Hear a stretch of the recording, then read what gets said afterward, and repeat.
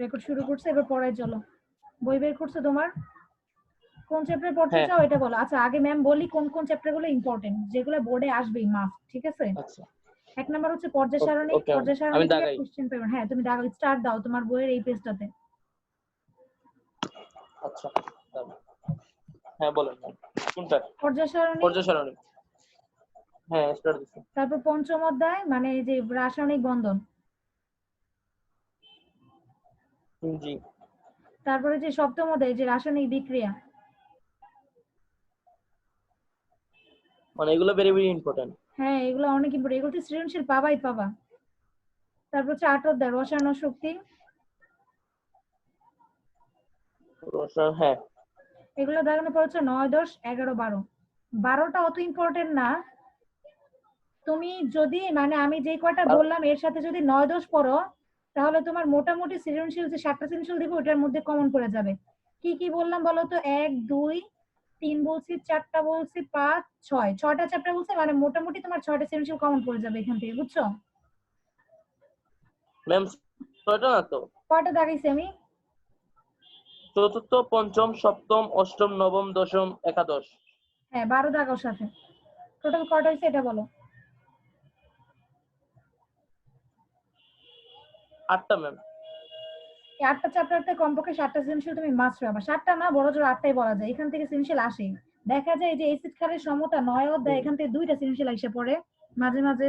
তারপর আবার 11 থেকে 2টা সৃজনশীল আইসা পড়ে, আর 12 থেকে মাস্ট একটা পাবা। এই টাইপের সৃজনশীল গুলো আসে হচ্ছে এই যে ব্লিচিং পাউডার তৈরি, তারপর হারপিক তৈরি, জীবাণু থেকে কিভাবে এগুলা রক্ষা করে আমাদের, এইগুলা থেকে কোয়েশ্চেন আসে। এই যে আমাদের জীবনের রসায়ন, এই চ্যাপ্টারটা অনেক ইম্পর্টেন্ট, বুঝতে পারছো? এখন তুমি বলো তুমি জি কোন জি। চ্যাপ্টার ধরতে চাও। তুমি যেটা ধরতে চাও ম্যাম সেটাই পড়াবো। স্কুলে কোনো কিছু পড়াইতেছে তোমারে? আচ্ছা ম্যাম যেটা ভালো হয় ধরেন। স্কুলে কোনো স্কুলে এখন চ্যাপ্টার? তো ম্যাম রিভিশন, এখন তো স্কুলে তো আর পড়ায় না। স্কুলে তো শুধু এক্সাম নেয় আর মাল্টিমিডিয়া ক্লাস হয়।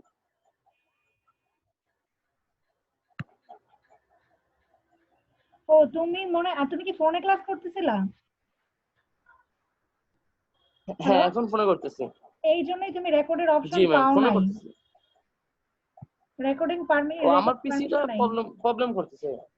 ওয়েট দাঁড়াও, আচ্ছা একটা মিনিট, আমার একটু আমারটা টাইম দাও তো। পিসি। ও শিট কারেন্ট চলে গেছে।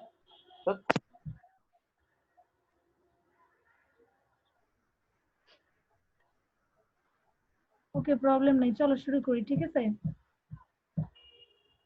কোনো প্রবলেম নেই, ম্যাম পাঠায় দিব, তোমার যদি রেকর্ড প্রয়োজন হয় পাঠায় দিব, ঠিক আছে?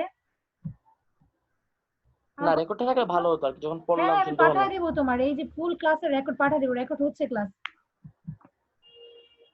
Okay ma'am okay. চলো পড়া স্টার্ট করি। জি। কোনটা পড়াবেন, কোন টপিক?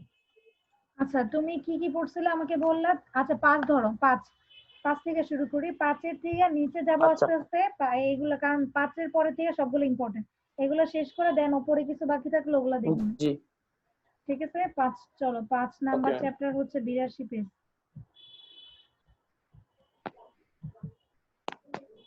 ম্যাম একটু জুম করা যাবে? হ্যাঁ দাঁড়াও 1 মিনিট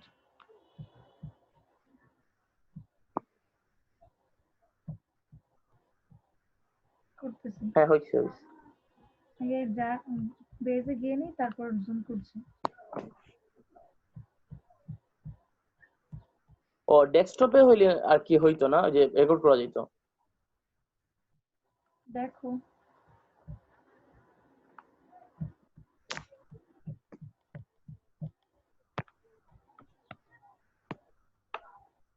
দেখো তো তোমার বইয়ের সাথে এটা মিলে কিনা। কি দেখা যাচ্ছে না তো। 5 নাম্বার চ্যাপ্টারের নাম কি ছিল? রাসায়নিক বন্ধন। হ্যাঁ রাসায়নিক বন্ধন। তুমি কি চ্যাপ্টার দেখতেছো না? হ্যাঁ দেখতেছি তো, 82 পৃষ্ঠা। এই তো চলো। এইটি এই যে টু। আমি আসছি, তুমি দেখতেছো? দেখো তো। দেখা আমি যায় যে না ম্যাম। ওয়েট ওয়েট,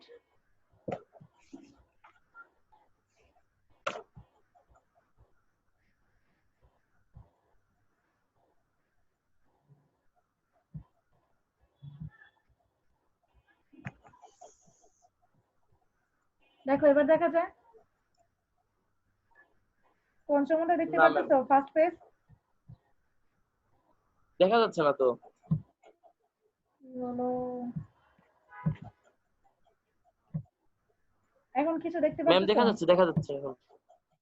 হ্যাঁ এখন দেখা যাচ্ছে, এখন সব দেখা যাচ্ছে ম্যাম। দাঁড়াও, আমরা জানি সেটা।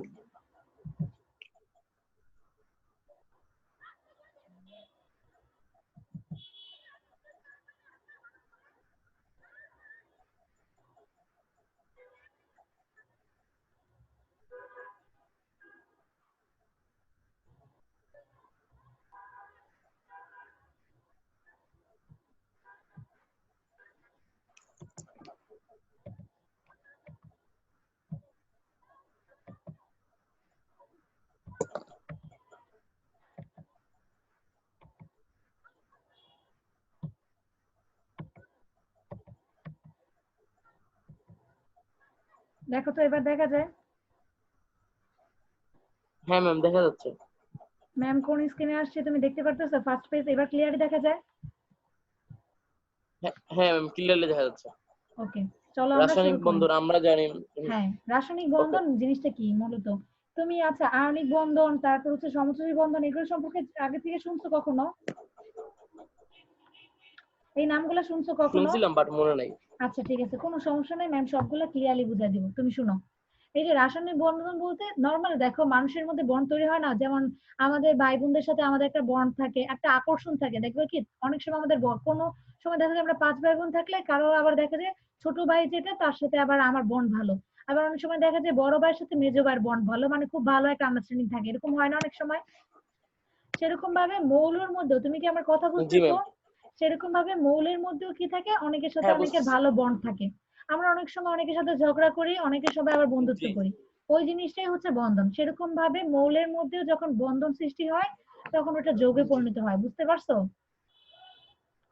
বুঝতে জি পারছো জি বুঝতে ম্যামের পারছি। কথা? তুমি তোমার বইটা নিয়ে বসো, ম্যাম যে জি লাইনগুলো বুঝতে বলবো পারছি। ওগুলো আগের দিনের মতো দাগাবা, ঠিক আছে? আচ্ছা। ক্লিয়ার দেখতে পারতেছো? হ্যাঁ দেখতে পারতেছি। দেখো, আমরা জানি সকল পদার্থই অণু এবং পরমাণু দিয়ে গঠিত। যে কোনো পদার্থ, মানে এই মহাবিশ্বে যা কিছু আছে সবকিছু হচ্ছে পদার্থ, এগুলো সবকিছু হচ্ছে অণু এবং পরমাণু দিয়ে গঠিত। পরমাণু হচ্ছে অণুর একক।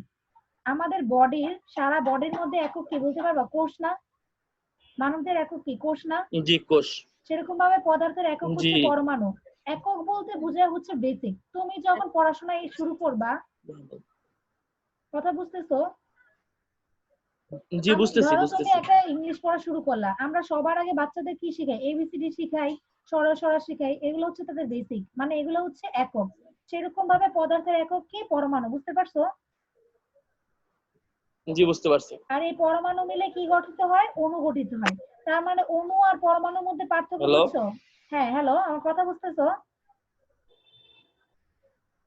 আজকে আমার কথা বোঝা হ্যালো। যায়? আমার কথা বুঝতেছো? হ্যালো। জি বুঝতেছি। আচ্ছা শোনো, অনেকগুলা পরমাণু মিলে কি গঠিত হয়? অণু গঠিত হয়। জি জি। এই এতক্ষণ পর্যন্ত? ম্যাম শুনতে পাই না, এই যে সমস্যা হয়েছে। আচ্ছা একবার আবার বলেন। বলতেছি, শুনো, এখন কথা ক্লিয়ার কিনা সেটা শুনো। কথা ক্লিয়ার?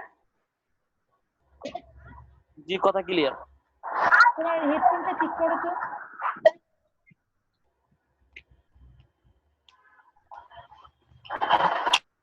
আচ্ছা এখন শোনা যাচ্ছে, এখন ঠিক হয়েছে, ঠিক হ্যাঁ, হয়েছে। এবার কথা শুনো ম্যাম কি বলতেছি।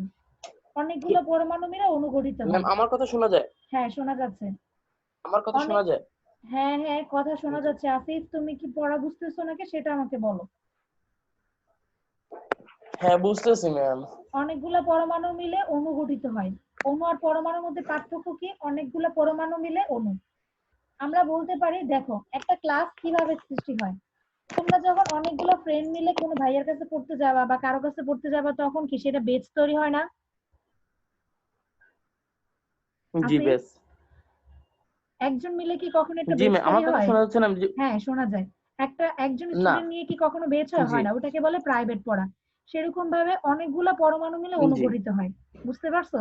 মানে একটা জিনিসের সমষ্টি। জি জি ম্যাম। এই পর্যন্ত আবিষ্কৃত, এই যে এই লাইনটা দাগাতে হবে, এই পর্যন্ত আবিষ্কৃত 118টি মৌলের 118টি ভিন্ন ভিন্ন পরমাণু রয়েছে। তার মানে আবিষ্কৃত মৌল কয়টি? 118টি। 118 এর মধ্যে গোল দাগ দাও। দেখতেছো কোন ম্যাম ম্যাম? যে 118? হ্যাঁ ম্যাম যে এই যে মাউসটাকে হ্যাঁ নাড়াচ্ছে, তুমি দেখতে পারতেছো ক্লিক করতেছে যে 118 এর মধ্যে। হ্যাঁ ম্যাম, কার্সরটা দেখতে পাচ্ছি। এই তো। না ম্যাম, না ম্যাম, দেখা যাচ্ছে না। আচ্ছা, এই যে 118টা দেখতে পারতেছো, আবিষ্কৃত হ্যাঁ 118টি মৌল। ফার্স্ট, হ্যাঁ প্রথম লাইনে। হ্যাঁ এই তো, এটার মধ্যে গোল দাগ দাও, 118 এর মধ্যে গোল দাগ দাও। দিছো? জি দিছি। পুরো লাইনটা কি দাগাবো? হ্যাঁ, 118 এর মধ্যে শুধু দাগ দাও, আর কিছুর মধ্যে দাগ দিতে হবে না। আচ্ছা আচ্ছা। তার মানে আবিষ্কৃত মৌল কয়টি টোটাল? 118টা। গুড। 118টি মৌলের, এই প্রশ্নটা অনেক আসে, মনে রাখবে তো? 118টি মৌল টোটাল। হ্যাঁ ম্যাম, মনে থাকবে। 118টি মৌলের 118টি ভিন্ন ভিন্ন পরমাণু রয়েছে, বুঝতে পারছো? তার মানে সবার যে একরকম। আচ্ছা জি। তুমি দেখো তো, একটা ফ্যামিলির মধ্যে 5 জন মেম্বার থাকলে 5 জনের চেহারা কি পুরো হুবহু মিল হয়, সেম হয়? যদি যমজ না হয়, না, সে আলাদা কখনো না। আলাদা মানুষ হয় না? জি। সেটাই বলছে, ভিন্ন ভিন্ন পরমাণু রয়েছে। তার পরমাণুকে ধরো মানুষ, তুমি যদি একটা পরমাণুকে মানুষ হিসাবে ইমাজিন করো, তাহলে এই যে তোমরা যে আমি যে মাত্র বললাম 5 জন ভাই বোন আলাদা আলাদা, সেটাই বলছে ভিন্ন ভিন্ন পরমাণু রয়েছে, মানে হচ্ছে আলাদা আলাদা ভাই বোন রয়েছে। বুঝতে পারছো কথাটা? জি ম্যাম, বুঝতে আমি পারছি। কি তোমাকে এক্সাম্পল দিতেছি, তুমি কি যদি না বুঝো কোনো এক্সাম্পল, যদি ক্লিয়ার না হয় ম্যামকে সাথে সাথে কোশ্চেন করবা। এদের মধ্য থেকে এক বা আচ্ছা একাধিক, হ্যাঁ বলো। ম্যাম, ম্যাম এই বন্ড মানে হচ্ছে কি, আপনার ধরেন 5 ভাই বোন থাকে, এর মধ্যে মানে সবার চেহারা তো, এটি তো বন্ড না? না না, বন্ড বলতে, বন্ড বা বন্ধন বলতে বুঝাইছি 5 জন ছেলে মেয়ে আছে, ধরো একটা ফ্যামিলির মধ্যে 5 জন ভাই বোন। 5 জনের মধ্যে ধরো তোমার সাথে তোমার বড় ভাইয়ের আন্ডারস্ট্যান্ডিং ভালো, তোমরা দুজন সব কথা শেয়ার করো। বুঝতে পারছো? জি। এটাই হচ্ছে বন্ধন। বন্ধুত্ব কখন হয়? তোমার একজনের সাথে পরিচয় থাকলে কি বন্ধুত্ব হবে? না ম্যাম। বন্ধুত্ব হবে কখন? যখন আন্ডারস্ট্যান্ডিং ভালো হবে। তার মানে বন্ধনের জন্য মেইন বৈশিষ্ট্য কোনটা? আন্ডারস্ট্যান্ডিং ভালো হওয়া লাগবে। বুঝতে পারছো? তখনই তারা সবকিছু শেয়ার করে, তাই না? হ্যাঁ। দেখো, এক বা জি একাধিক ম্যাম, মৌলের আমি এই বলিনি। হ্যাঁ হ্যালো ম্যাম, বলো। আমি বন্ড বলি নাই তো, আমি বলছি, আমি বন্ধন বলিনি, আমি বলছি বন্ড। বন্ড, হ্যাঁ। বন্ডের বাংলা ফর্মই হচ্ছে বন্ধন। ও বুঝছি। এই দেখো চ্যাপ্টারের নাম কি লেখা, রাসায়নিক বন্ধন বা কেমিক্যাল বন্ড। দেখছো? জি। হ্যাঁ দেখছি। আচ্ছা চলো পড়াই যাই। না বুঝলে বলবা, সাথে সাথে কোয়েশ্চেন করবা। এদের মধ্যে থেকে এক বা একাধিক আচ্ছা। পরমাণু, মৌলের পরমাণু দিয়ে সকল পদার্থের অণু গঠিত। একটু আগে যে লাইনটা বললাম, এক বা একাধিক পরমাণু নিয়ে কি গঠিত হয়? অণু গঠিত হয়, সেই লাইনটাই বলছে। বুঝতে পারছো? জি জি ম্যাম, বুঝতে পারছি। পদার্থের অণুতে পরমাণু সমূহ এলোমেলো বা বিক্ষিপ্ত ভাবে থাকে না। একটা পদার্থ, ধরো একটা বইয়ের কথা ভাবো, একটা বইয়ের মধ্যে অনেকগুলো অণু আছে, অনেকগুলো পৃষ্ঠা মিলে একটা বই না? সেরকম ভাবে বুঝি অনেকগুলো। নাই ম্যাম, বুঝি নাই, বুঝি নাই। তুমি একটা কথা ভাবো, একটা পদার্থের কথা ভাবো, ধরো তোমার কাছে একটা কলম আছে, কলমটার মধ্যে কি প্লাস্টিক আছে না? হ্যালো? জি। একটা কলম কি এমনি এমনি জি ম্যাম, উঠে? কলমের প্লাস্টিক মধ্যে আছে। অনেকগুলো অণু পরমাণু আছে না? জি জি। পড়া মনোযোগ দিতেছো? হ্যাঁ ম্যাম। শুনো কি বলতেছি। পদার্থের অণুতে পরমাণুগুলো সাউন্ডটা এলো, ক্লিয়ার আসতেছে না। কথা শুনো এবার। হ্যাঁ এখন এবার শোনো, শোনা একটু যায়? আওয়াজ আছে মানে হ্যাঁ Good. হ্যাঁ, এখন শোনা যায়। সাইড থেকে আওয়াজ আসতেছিল। আচ্ছা এবার শুনতেছো? জি। শুনো এবার। পদার্থের অণুতে পরমাণুগুলো এলোমেলো বা বিক্ষিপ্ত ভাবে থাকে না। বুঝতে পারছো? মানে সবগুলো একসাথে থাকে। আমরা যখন কার জি সাথে বন্ধুত্ব করি, মিলেমিশে থাকি, ঝগড়া করি না। ঝগড়া করলে তো বন্ধুত্ব শেষ হয়ে যায়। সেটাই বলছে, ধরো এলোমেলো বা বিক্ষিপ্ত বলতে ঝগড়াঝাটিকে বোঝায়। তার মানে পদার্থের অণুতে পরমাণুগুলো এলোমেলো বা বিক্ষিপ্ত থাকে না। বুঝতে পারছো? মিলেমিশে থাকে। পরমাণু জি পরমাণু সমূহ সুবিন্যস্ত ভাবে থাকে, মানে পরমাণুগুলো একটা সিরিয়াল মেনটেন করে। যে আকর্ষণ শক্তির মাধ্যমে অণুগুলো দুইটি পরমাণু পরস্পর যুক্ত থাকে তাকে রাসায়নিক বন্ধন বলে। লাইনটা দাগাও। যে আকর্ষণ শক্তির মাধ্যমে অণুতে দুইটি পরমাণু পরস্পর যুক্ত থাকে তাকে রাসায়নিক বন্ধন বলে। দাগানোর পরে বলবা যে বুঝাই দিতেছি। আকর্ষণ।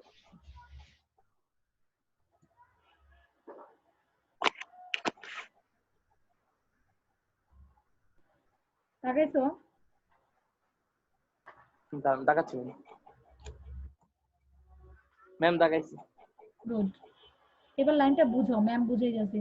যে আকর্ষণ শক্তির মাধ্যমে, ধরো তুমি আর তোমার বুঝি একটু আগে ম্যাম বুঝালাম, আন্ডারস্ট্যান্ডিং ভালো থাকা লাগবে, তাই না?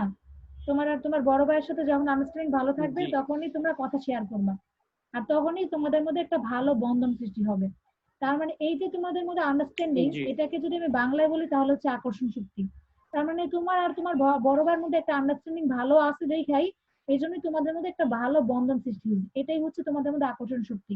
মানে তোমাদের মধ্যে একটা আকর্ষণ থাকবে কথা শেয়ার করার। জি না, ভাইয়ার সাথে তো আমার ভালো সম্পর্ক, কথা শেয়ার করা যায়। এটাই হচ্ছে তোমার আর তোমার ভাইয়ের মধ্যে কি আকর্ষণ শক্তি, বুঝতে পারছো?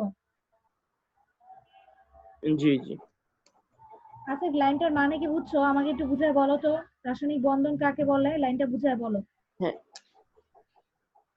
হ্যাঁ ম্যাম, এই লাইনটা রাসায়নিক বন্ধন হলো গিয়ে মানে যে আকর্ষণ শক্তি, মানে যে আকর্ষণ শক্তির মাধ্যমে অণুতে দুটি পরমাণু পরস্পর যুক্ত থাকে তাকে রাসায়নিক বন্ধন বলে। এটা তো তুমি রিডিং বললা, আমি কি বুঝাইছি ওটা বলো। তোমার আর বই, তোমার তোমার ভাইয়ের মধ্যে যখন একটা না, আন্ডারস্ট্যান্ডিং আপনি ভালো বুঝাইছেন। থাকবে।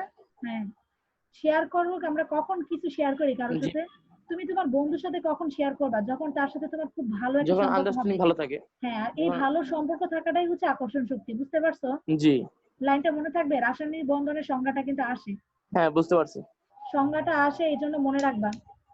এই বন্ধন আচ্ছা, বিভিন্ন প্রকার হতে পারে। দেখো, রাসায়নিক সংজ্ঞা বন্ধন কি আবার এটাই অনেক দিব প্রকার। হ্যাঁ। ম্যাম? হ্যাঁ বলো। সংজ্ঞা কি এখানে বইয়ে যেটা আছে ওইটাই দিব নাকি হ্যাঁ এর হ্যাঁ, চেয়ে এটাই প্রিফার কোনো দিবা। সংজ্ঞা আছে? এটাই দিবা, আর এর থেকে ভালো সংজ্ঞা থাকলেও তুমি যদি ভুলা যাও এটা দিয়ে দিলেই হবে। আপাতত এটাই মুখস্থ করো, ঠিক আছে? আচ্ছা, দেখো তারপর, বন্ধন বিভিন্ন প্রকার, বইয়ে লাইনগুলোর বইয়ে মধ্যে দাগ যেটা। দাও। আয়নিক বন্ধন, এর মধ্যে দাগ দাও। সংযোজী বন্ধন, দাগ দাও। দাগ দিতেছো? দাগ দিব নাকি গোল চিহ্ন দিব হুম। ম্যাম? দাগ দাও, নিচে দাগ দাও। হ্যালো, দাগ দাগ দাও দিব না, নিচে। দাগ দিব নাকি গোল চিহ্ন দিব? ও নিচে আচ্ছা, দাগ দাও। সাউন্ড গুলা পরে আসে। জি খেয়াল করছো? তারপর আমি কি পড়াইতেছি, আর এই যে এটা আয়নিক বন্ধন, আর হচ্ছে কি সংযোজী বন্ধন, বুঝতে পারছো? কথা ক্লিয়ার হইতেছে? আয়নিক বন্ধন আর হচ্ছে আরেকটা কি? হ্যালো, আসিফ কি আছো? হ্যালো,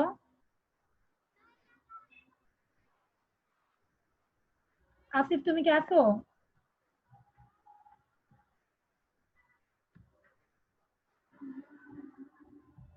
হ্যালো, আমার কথা শুনতেছো? হ্যালো। হ্যালো। আমি শুনতেছি ম্যাম, আমার কথা কি আপনি শুনতে পাচ্ছেন? না, হ্যালো, আমার তখন কথা কি শুনতে পাচ্ছেন? এতক্ষণ শোনা যাচ্ছিল না, এখন শোনা যাচ্ছে। শুনো। আচ্ছা ম্যাম, ওই যে আমি বলছি যে আকর্ষণ শক্তির মাধ্যমে অণুতে দুটি পরমাণু পরস্পর যুক্ত থাকে তাকে রাসায়নিক বন্ধন বলে। এই লাইনটা দিয়ে দিলে কি হবে পরীক্ষায়? হ্যাঁ, এটা দিলেই হবে, এটা দিলেই মার্কস পাবা। এবার ও উদাহরণগুলো আচ্ছা। দেখো। আর আয়নিক, বলো।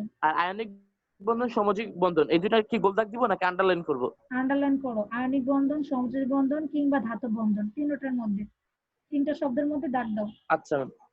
এই চ্যাপ্টারে এগুলো আচ্ছা ম্যাম, নিয়েই কথা পড়বা। বলার পরে কি হ্যাঁ বলো। সাউন্ড কি পড়ে যায় নাকি? আগে কথা বললে মানে সাউন্ড কি পড়ে যায়? না, এখনই শুনতে পাচ্ছি, তখন মনে হয় নেটে প্রবলেম ছিল। ও বুঝছি। আয়নিক বন্ধন, সংযোজী বন্ধন আর ধাতব বন্ধনের নিচে দাগ দাও। দিছো? হ্যাঁ ম্যাম, দাগ দিচ্ছি। এবার আমরা এগুলা নিয়ে আলোচনা করবো, চলো পরের পেজে যাচ্ছি। এখানে আসছো? দেখতে পারতেছো কোনো কিছু? স্ক্রিন দেখা যাচ্ছে? হ্যাঁ, 5.1 স্ক্রিন দেখা দেখতে যাচ্ছে। পারতেছো? তুমি তোমার হ্যাঁ বইয়ের হ্যাঁ, 5.1 এ যাও, যোজতা ইলেকট্রন। 5.1। হ্যাঁ, 5.1 এ আইছি, যোজ্যতা ইলেকট্রনিক, এবার এটা ব্যালেন্স বুঝাবো। ইলেকট্রনিক্স। ব্যালেন্স ইলেকট্রনিক্স না, ইলেকট্রনস। ও ব্যালেন্স সরি, ইলেকট্রনিক্স। ইলেকট্রনস। আচ্ছা, এটা কোনো প্রবলেম না। দেখো ম্যাম কি বলে ওটা শুনো, ঠিক আছে? মনোযোগ দিয়ে শোনো, এই টপিকটা ইম্পর্টেন্ট। যোজতা আচ্ছা ইলেকট্রন ম্যাম। খুব বেশি আসে সৃজনশীল, এটা দেখো। কোন মৌলের ইলেকট্রন বিন্যাসে, ধরো তুমি একটা মৌল নিলা, একটা মৌলের নাম বলো তো আমাকে, যে কোনো একটা মৌলের নাম বলো। সোডিয়াম, যে কোনো একটা মৌলের পটাশিয়াম, নাম? হাইড্রোজেন, হিলিয়াম, এগুলো এক একটা মৌল পটাশিয়াম, না? অক্সিজেন, হ্যাঁ, এগুলো কিসের নাম? মৌলের নাম না? Hydrogen, helium, lithium, beryllium, boron. জি হ্যাঁ, এগুলো হচ্ছে হ্যাঁ, মৌলের আমার নাম। মুখস্থ আছে 20-30টা। হ্যাঁ। আচ্ছা, এবার শুনো ম্যাম কি বলতেছি। এইসব মৌলের যখন তুমি ইলেকট্রন বিন্যাস শিখছো, 1:2:2p এগুলো শিখছো? 1s2 হ্যাঁ মানে না ম্যাম। আচ্ছা, এই অধ্যায়ে শিখবা। দেখো কোন মৌলের ইলেকট্রন বিন্যাসে আচ্ছা ম্যাম স্ক্রিনে তো, হ্যালো ম্যাম স্ক্রিনে তো দেখা যাচ্ছে না। এখানে কি দেখতে পারো? যত ইলেকট্রনের টপিক দেখতেছো না? না না, কেন, আমি তো স্ক্রিন শেয়ার দিয়ে এখানে আছি। তো আপনার কই। দেখো তো আসে কিনা। আচ্ছা, আমরা জানি সকল পরমাণু না, অনুদিক এটা না। না ম্যাম আসে নাই।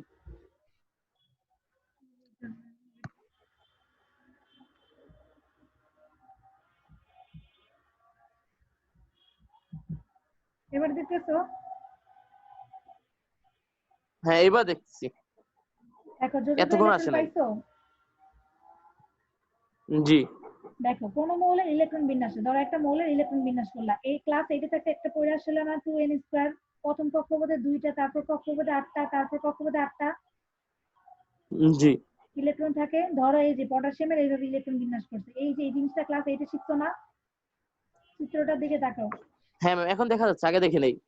এই যে চিত্রটা ক্লাস 8 পড়ছিল না? ক্লাস 8 এই চিত্রটা, এরকম টাইপের চিত্র হ্যাঁ আঁকো হ্যাঁ না ক্লাস পড়ছিলাম। 8 হ্যাঁ আঁকি নেই বাট পড়ছিলাম। তোমাদের তো এগুলো ছিল।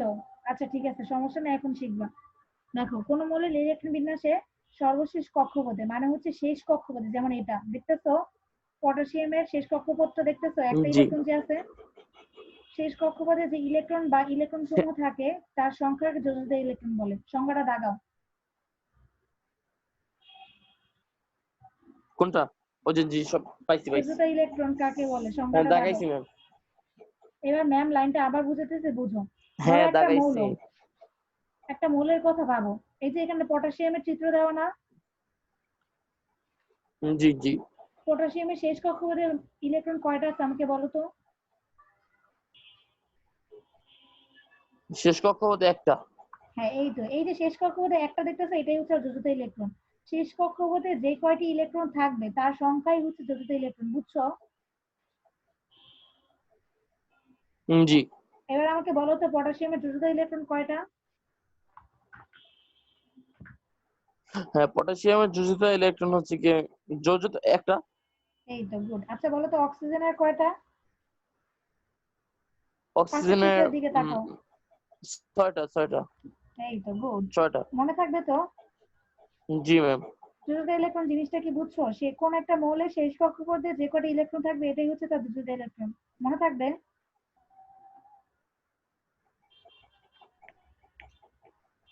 Hello, hello.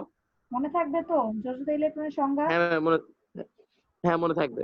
আচ্ছা এবার দেখো, যেমন পটাশিয়াম অক্সিজেনের ইলেকট্রন বিন্যাসের সর্বশেষ কক্ষপথে যথাক্রমে 1টি ও 6টি ইলেকট্রন আছে। শব্দটার মধ্যে দাগ দাও, 1টি ও 6টির নিচে দাগ দাও। একটা ছয়টা দাগ আছে।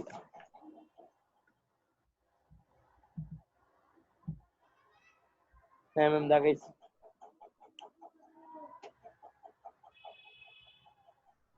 ম্যাম দাগাইছি।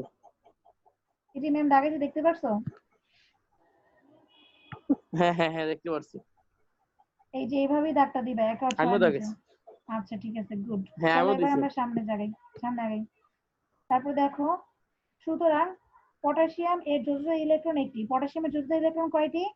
একটি, এবং অক্সিজেন যোজিত ইলেকট্রন 6টি। এই একটা। লাইনটা মনে থাকবে, এটা এমসিকিউ তে আসে। পটাশিয়ামের যোজিত ইলেকট্রন কয়টি, অক্সিজেন যোজিত ইলেকট্রন কয়টি? লাইনটা পুরোটা দাগ দাও।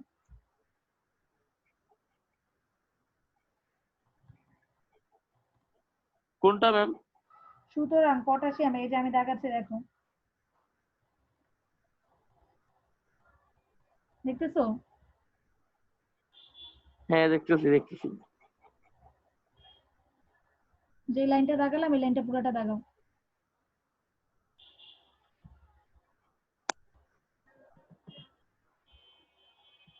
দাগাইছো? হ্যাঁ ম্যাম দাগাইছি। আচ্ছা চলো সামনে আগাই। নিচের তালিকায় কিছু মৌলের ইলেকট্রন বিন্যাস হতে যোজিত ইলেকট্রনের সংখ্যা দেখানো হলো। কথা শুনতেছো? নিচে দেখো জি একটা চিত্র দেওয়া আছে, টেবিল দেওয়া আছে, টেবিলটার দিকে তাকাও। মৌল নাইট্রোজেন, নাইট্রোজেনের কে শেল, অনেকগুলো শেলের নাম পড়ছো না? কক্ষপথ আছে না অনেকগুলা? প্রথম কক্ষপথের নাম জি হচ্ছে জি কে, কে কক্ষপথ, তারপরটার নাম হচ্ছে এল, তারপরটা এম, তারপরটা এন, দেখছো? জি। দেখো পটাশিয়ামের প্রথম কক্ষপথে দুইটা। পটাশিয়ামের ইলেকট্রন বিন্যাস করে আমাকে দেখাতে পারবা? এই যে এটার মতো করে, সরি হ্যাঁ নাইট্রোজেনের, পারবো। নাইট্রোজেনের 7টা ইলেকট্রন না? জি এভাবে এই যে একটা চিত্র আঁকো তো ম্যাম, আই কেমন। পটাশিয়ামটা তো করা আছে। পটাশিয়ামেরটা করাইছে, নাইট্রোজেনেরটা, নাইট্রোজেনের 7টা ইলেকট্রন, নাইট্রোজেনের এরকম একটা চিত্র এঁকে আমাকে দেখাও তো, ফ্রন্ট ক্যামেরাটা তুমি দেখাও আমাকে। আচ্ছা, এখন আঁকবো। হ্যাঁ। আচ্ছা,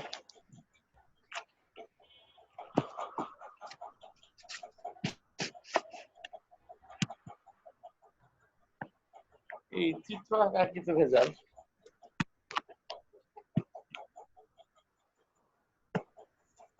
হ্যালো। হ্যাঁ আঁকছো? হ্যাঁ আঁকতেছি ম্যাম, এক মিনিট। ওকে, এঁকে আমাকে দেখাও।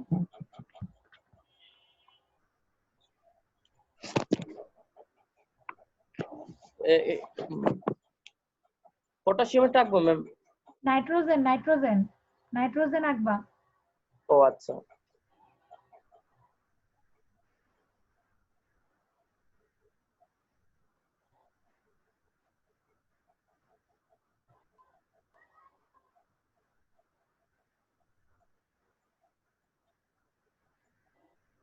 নাইট্রোজেন হলো গিয়ে কক্ষপথ 2টা, আর এটা হলো 7টা। চিত্রটা কি আঁকছো? হ্যাঁ আঁকতেছি ম্যাম একটু।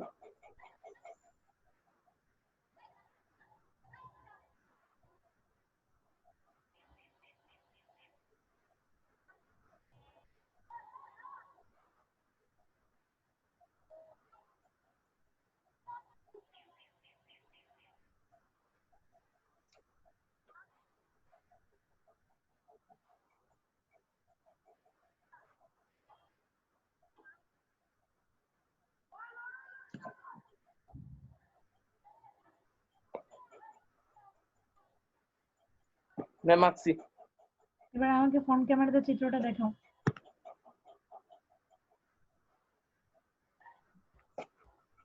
চিত্রটা দেখা দেখাও। যাচ্ছে?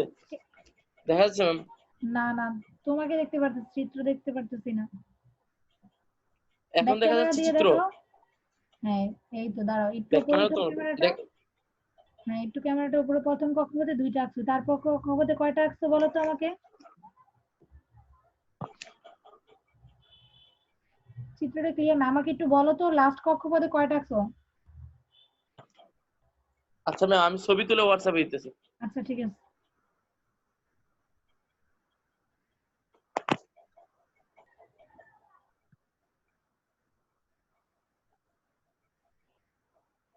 পাইছেন? ওয়েট, দেখতেছি, আসে না এখনো। ও আচ্ছা আচ্ছা, চলো যাবে, গেছে মনে হয়। যাই একটু সময়। হ্যাঁ আসছে। পরের কক্ষপথে আঁকছো হচ্ছে হইছে। 1 2 3 4 5 6, 6টা আঁকছো কেন টোটাল? তুমি একটা জিনিস ও ভাবো। সরি, 5টা হবে, হ্যাঁ 5টা হবে। 5টা হবে। কেন 5টা হবে? টোটাল কয়টা? 7টা। প্রথম কক্ষপথে দুইটা চলে গেলে আর কয়টা থাকে? 5টা থাকে না? জি জি। যদি শেষ কক্ষপথে 5টা হয়, যোজিত ইলেকট্রন কয়টা আমাকে বলতে পারবা? হ্যাঁ ম্যাম। শেষ কক্ষপথে কয়টা আমাকে বলতে পারবা? ম্যাম এখন ছবি পাঠাইছি কারেকশন করে। হ্যাঁ এবার ঠিক আছে, এবার আমাকে বলো তো এই যে চিত্র রাখছো, চিত্র অনুযায়ী যোজিত ইলেকট্রন কয়টা নাইট্রোজেনের? নাইট্রোজেনের যোজ্যতা ইলেকট্রন হ্যাঁ। 7টা। কিভাবে 7টা? টোটাল 7টা, কিন্তু শেষ সরি ম্যাম, কক্ষপথে সরি সরি, ইলেকট্রন 5টা, 5টা তাহলে 5টা ওর যোজিত ইলেকট্রন 5টা কয়টা? 5টা। 5টা না? হ্যাঁ 5টা, তোমার সরি। নেক্সট দিনের বাড়ির কাজের মধ্যে একটা কাজ থাকবে হচ্ছে, আমার দিকে তাকাও, 5.01 এর এই যে চিত্রটা দেখতেছো না, হ্যাঁ দেখতেছি। এই চিত্র অনুযায়ী এই যে আমি তোমাকে দিছি, এই যে এখানে বলা আছে নাইট্রোজেনের 5টা, তারপর এই যে ফ্লোরিনের 7টা যোজিত ইলেকট্রন, তারপর ফসফরাস, মানে হচ্ছে এই যে তোমার নাইট্রোজেনের চিত্র আঁকা দিছিলাম না ম্যাম, একটু আগে আঁকতে দিলাম না, জি জি। এভাবে এই যে ফ্লোরিন, ফসফরাস, ক্লোরিন আর ক্যালসিয়াম, এই 4টা আঁকবা, ঠিক আছে? ফ্লোরিন, আঁকা তারপর আমাকে ফসফরাস, দেখাবা, যোজিত ক্যালসিয়াম। ইলেকট্রন বের বের করে দেখাবা, ঠিক আছে? আচ্ছা হোমওয়ার্কটা লিখে ফেলি তার। হ্যাঁ লেখো, খাতায় লেখো। হ্যাঁ বলেন।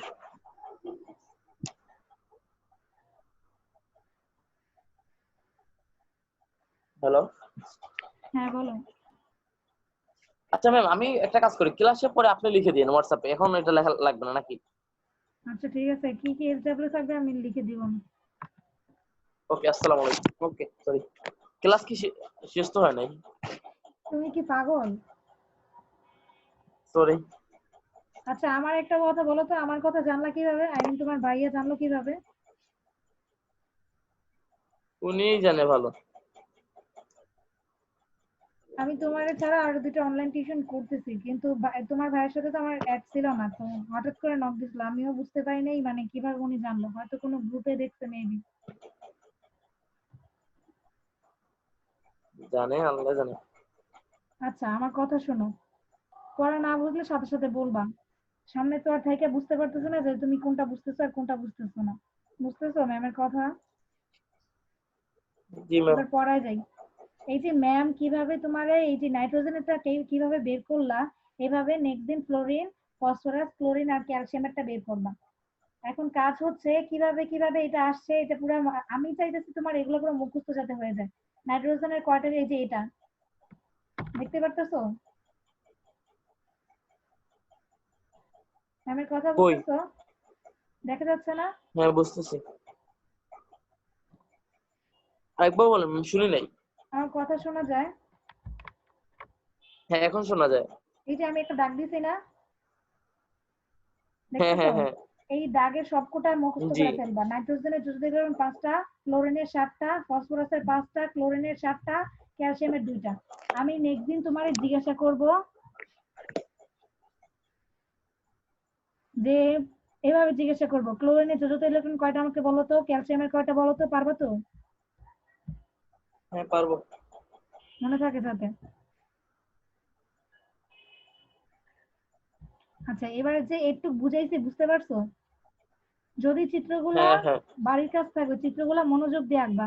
হোপফুলি তুমি পারবা, কারণ যেহেতু একটা আইকে আমাকে দেখাইতে পারছো, বুঝতে পারছো? এবার জি। নিচের পড়ায় যাই, যদি প্রবলেম হয় ম্যামকে জানাবা। দেখো এখনো, ওকে।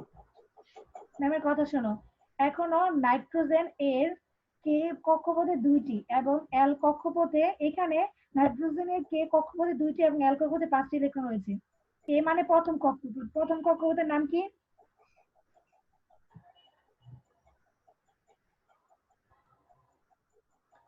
কথা শুনতেছো? জি। প্রথম কক্ষপথের নাম হচ্ছে কে কক্ষপথ, মনে থাকবে? জি ম্যাম। আর দ্বিতীয় কক্ষপথের নাম কি? এল কক্ষপথ, মনে থাকবে? এল। মনে জি। থাকবে? তৃতীয় কক্ষপথের নাম কি? এম, হ্যাঁ থাকবে। তারপরটা এন, কে এল এম। এম এন, মনে থাকবে? এইভাবে মনে রাখবা, কে এল এম এন ও। কে পঞ্চম যেটা এল সেটার এম নাম এন। হচ্ছে ও, কে এল এম এন ও, মনে থাকবে? জি মনে থাকবে। আচ্ছা এবার আমার কথা শোনো, নিচে যাচ্ছি।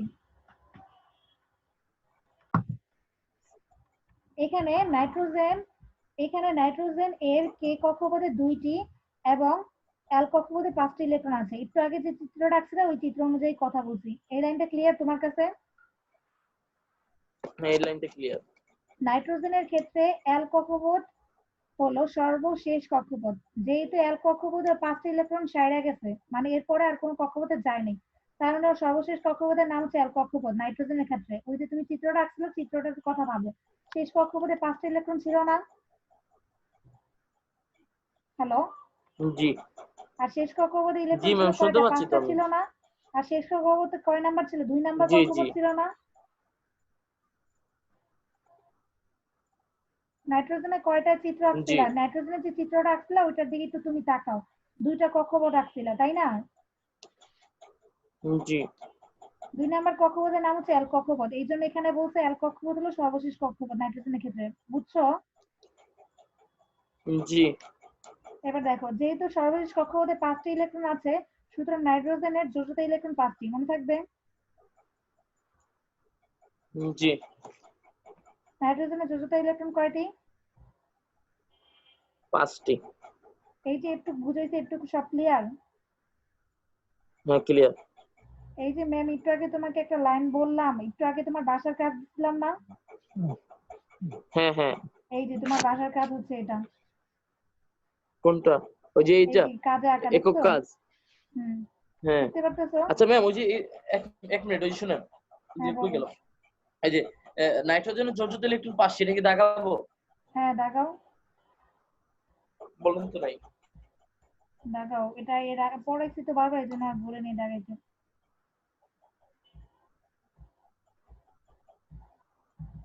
হ্যাঁ দেখাইছি। আচ্ছা চলো এবার পড়াই যাই।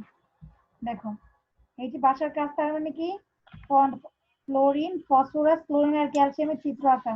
তারপরে সামনে আগাইতেছে, দেখো 5.2 দেখা যাচ্ছে। হ্যাঁ। পূর্বে উল্লেখ করা হয়েছে যে বিভিন্ন মৌলের পরমাণুর সমূহ একে অপরের সাথে সর্বশেষ কক্ষপথের ইলেকট্রন বর্জন, গ্রহণ অথবা ভাগাভাগির মাধ্যমে অনুগঠন করে। ওই যে আমি তোমাকে বলছিলাম বন্ধুত্ব কখন হয়, যখন কথা শেয়ার করা, তাই না? জি। এটার মানে হচ্ছে তোমার এই যে ভাগাভাগি করা বা গ্রহণ করা। বিভিন্ন মৌলের ইলেকট্রন একে অপরের সাথে সর্বশেষ কক্ষপথে ইলেকট্রন বর্জন করে। ধরো আমি তোমার একটা ইলেকট্রন দিয়ে দিলাম। ধরো হাইড্রোজেন আর ক্লোরিনের কথা ভাবি। ক্লোরিনের শেষ কক্ষপথে কয়টা আছে? 5টা।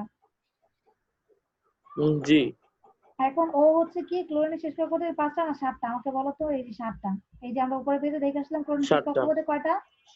7টা। ওর যদি 7টা। অষ্টপূর্ণ হতে চাও, কয়টা ইলেকট্রন দরকার আর বলতে পারবা? আর একটা ইলেকট্রন দরকার, কয়টা? 8টা দরকার, আরেকটা। আর একটা দরকার। এখন হাইড্রোজেনের শেষ কক্ষপথ, হাইড্রোজেনের ইলেকট্রন কয়টা? একটা না? জি। ধরো হাইড্রোজেন ক্লোরিনের সাথে বন্ধন সৃষ্টি করলো, একটা ইলেকট্রন ওর সাথে শেয়ার করলো। এই যে শেয়ার করছে, দুজনে মিলে হাইড্রোক্লোরিক অ্যাসিড গঠন করছে বন্ধন যুক্ত হইয়া। বুঝতে পারছো ম্যামের কথা? এই যে এটাই হচ্ছে ভাগাভাগি। ধরো আমি আমি আমার বন্ধুরে বললাম, যা আমার একটা কলম তোকে দিব, তোর একটা পেন্সিল আমাকে দিস। এটাই হচ্ছে ভাগাভাগি। এভাবে মৌলগুলো ইলেকট্রন ভাগাভাগি করে, গ্রহণ করে, একজন আরেকজনের দেয় নেয়। এভাবে কি সৃষ্টি হয়? বন্ধন সৃষ্টি হয়। বুঝতে পারছো? এটা ক্লিয়ারলি বুঝি নেই ম্যাম। আবার বলতেছি, কথা শুনো। বিভিন্ন মৌলের পরমাণুর সময় একে অপরের সাথে সর্বশেষ কক্ষপথে ইলেকট্রন বর্জন, গ্রহণ, ভাগাভাগির মাধ্যমে অনুগঠন করে। ধরো তোমার কাছে 2টা কলম আছে, তুমি আমার দিয়ে দিচ্ছ, ঠিক আছে? জি। আমি কি করলাম, তোমার কলম 2টা দিয়ে দিচ্ছে দেখে আমি খুশি হয়ে আমার একটা পেন্সিল দিলাম, গিফট করলাম। এই যে এটা হচ্ছে শেয়ার বা ভাগাভাগি, বুঝছো? এভাবে মৌলরা আবার জি। ইলেকট্রন শেয়ার করে এইভাবে। অথবা ধরো তোমার একটা কলম ভালো লাগতেছে না, তুমি তোমার একটা বন্ধুকে দিয়ে দিচ্ছ, ও তোমার কিচ্ছু দেয় না। তুমি এই আঁকতেছো কেন, ড্র করতেছো কেন? Sorry ma'am. কথা শোনো। তুমি তোমার একটা কলম ভাল লাগতেছে না, তোমার বন্ধুকে দিয়ে দিছো। আবার তোমার অন্য একটা ফ্রেন্ড রিন্তু, ধরো তোমার একটা ভালো ফ্রেন্ড, তোমার ওর একটা নোট করছে খাতা, তোমার দিয়ে দিছে, একটা ইংলিশ নোট খাতা। এই যে শেয়ার, তোমারে দিল জি। নিল, এইভাবে যে তোমরা দেয়া নেয়া করতেছো, এইভাবে কি বন্ধুত্ব বাড়ে না? হ্যাঁ। এইভাবেই হচ্ছে অনুগঠন হয়। এই অনুগঠনের জন্য তার মানে কি দরকার? ইলেকট্রন বর্জন, গ্রহণ এবং ভাগাভাগি। শব্দটার নিচে দাগ দাও। কোনটা নিচে? ইলেকট্রন বর্জন।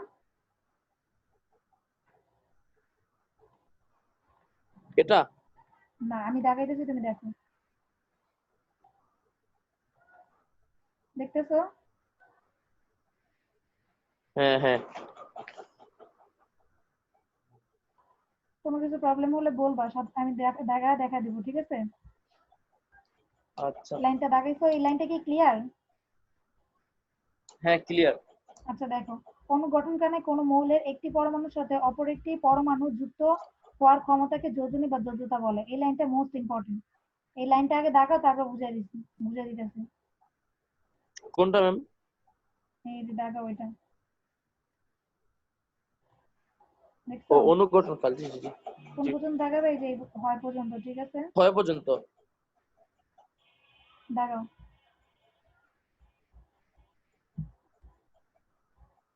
দাগাইছো? হ্যাঁ দেখাইছি। গুড। যোজনী বা যোজ্যতা বলা, এটা আবার বুঝতেছে। ধরো অণু গঠন করতেছে। একটু আগে হাইড্রোজেন আর ক্লোরিনের কথা বললাম না? জি। হাইড্রোজেন আর ধরো হাইড্রোজেনের কি বলছিলাম, একটা ইলেকট্রন আছে শেষ কক্ষপথে। আর ক্লোরিনের কয়টা আছে? জি। জি। ক্লোরিনের কয়টা আছে বলছিলাম? শেষ কক্ষপথে 7টা ইলেকট্রন আছে। অষ্টপূর্ণের জন্য হ্যাঁ। আর একটা প্রয়োজন। জি। বুঝতে পারছো? তারা দুজন যুক্ত জি হয়ে একটা ম্যাম বন্ধন বুঝছি। গঠন করলো। অণু গঠনকালে কোনো মৌলের একটি পরমাণুর সাথে অপর একটি মৌলের পরমাণু যুক্ত হওয়ার ক্ষমতাকে যোজনী বা যোজ্যতা বলে। এই যে ওরা দুজন যুক্ত হবে, যুক্ত হওয়ার যে ক্ষমতা, সেটাই হচ্ছে যোজনী বা যোজ্যতা। দেখো, সবার মধ্যে, সব ফ্রেন্ডের মধ্যে কিন্তু আন্ডারস্ট্যান্ডিং ভালো থাকে না, থাকে? না। ধরো তোমার যে ফ্রেন্ডের সাথে আন্ডারস্ট্যান্ডিং ভালো, তুমি কিন্তু তারই তোমার কোনো কিছু গিফট করবা, তাই না? জি। হ্যাঁ, এই যে আন্ডারস্ট্যান্ডিং ভালো হওয়ার যে ক্ষমতা বা পাওয়ার, তোমাদের দুজনের মধ্যে যে একটা আন্ডারস্ট্যান্ডিং পাওয়ার আছে, এটাই হচ্ছে তোমাদের মধ্যে যোগ্যতা বা যোজনা, বুঝছো? জি ম্যাম, বুঝতে পারছি। কতটা ক্লিয়ার? হ্যাঁ, ক্লিয়ার।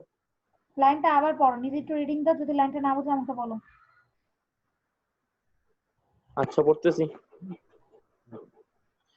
হ্যাঁ, অনুঘটনকালে কোনো মৌলর একটি পরমাণুর সাথে অপরটি একটি মৌলের পরমাণু যুক্ত হওয়ার ক্ষমতাকে যোজনী বা যোজ্যতা বলা হয়।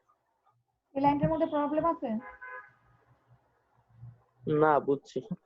সব বুঝতে পারছো? হ্যাঁ। আচ্ছা চলো এবার আমরা নেক্সটে যাই। দেখো, সাধারণত সব সময় হাইড্রোজেনের যোজনী এক ধরা হয়। দাগ দাও। হাইড্রোজেন যোজনী কত? এক। বলতে পারবে হাইড্রোজেন যোজনী এক কেন? না। হাইড্রোজেন শেষ কক্ষপথে ইলেকট্রন কয়টা? একটা না, একটু আগে বলি নাই? একটা।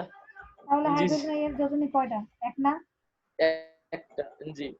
পড়ানোর পরে যদি যোজনী পড়া তো না শেষের। পারো তাহলে কিন্তু বকা খাবা, সত্যি বলতেছি। হ্যাঁ বলো এবার, আচ্ছা বলো। ম্যাম, মানে শেষ কক্ষপথে যেটা থাকে ওটা একটু যোজ্যতা, কি যোজনী না? হ্যাঁ, যোজনের আরেকটা নাম হচ্ছে যোজতা। যোজনের আরেকটা নাম কি? যোজ্যতা। যোজতা। কোন মৌলের একটি পরমাণু যতগুলো ওই পরমাণু বা হাইড্রোজেন পরমাণু ক্লোরিনের সাথে যুক্ত হতে পারে সেই সংখ্যার মৌলের যোজনী যোজতা। লাইনটা ক্লিয়ার করি। যোজতা ইলেকট্রন কি আর যোজনী বা যোজতা কি? যোজতা আর যোজতা ইলেকট্রন এক না, বুঝতে পারছো? ম্যামের কথা জি। বুঝতেছো? হ্যাঁ, বুঝতেছি বুঝতেছি। একটা কথা সুন্দর মতো শোনো। যোজতা ইলেকট্রন কাকে বলে এটা ক্লিয়ার করতেছি, তারপর যোজনী বা যোজতা কাকে বলে ওটা ক্লিয়ার করতেছি, ঠিক আছে? তোমার শেষ জি। কক্ষপথে যে কয়টা ইলেকট্রন থাকবো, ধরো হাইড্রোজেনের একটা আছে, এটা হচ্ছে তার যোজতা ইলেকট্রন, ঠিক আছে? জি। আর যে কয়টা ইলেকট্রন শেয়ার করে, কি করছে, শেয়ার করে বন্ধন গঠন করতে পারবে অন্য কারোর সাথে, সেটা হচ্ছে তার যোজনী বা যোজতা। হাইড্রোজেন সবসময়, জি। হাইড্রোজেনের শেষ কক্ষপথে একটা, আবার হাইড্রোজেন যে কাউকে একটা বেশি দিতে পারে না, যেহেতু ওর একটাই আছে, এই জন্য হাইড্রোজেনের যোজতা ইলেকট্রনও এক, আবার যোজনীও এক।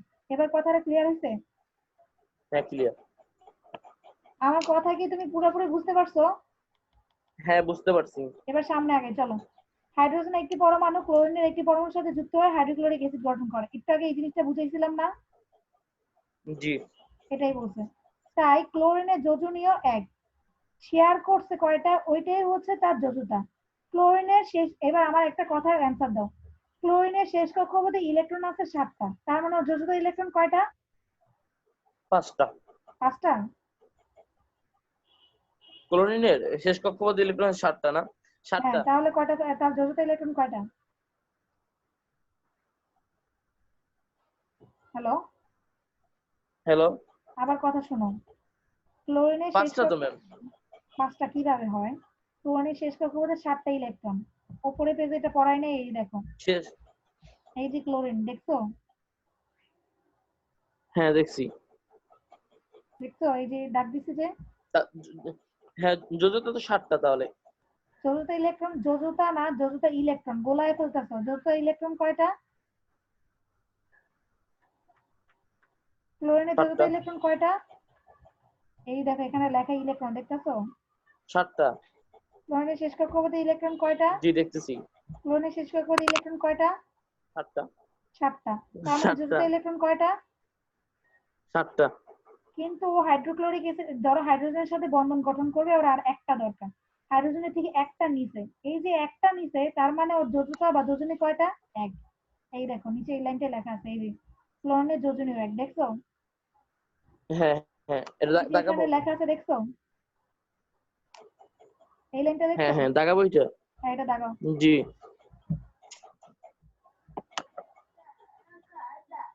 দাগাইছো? কিছু পাইতেছি না।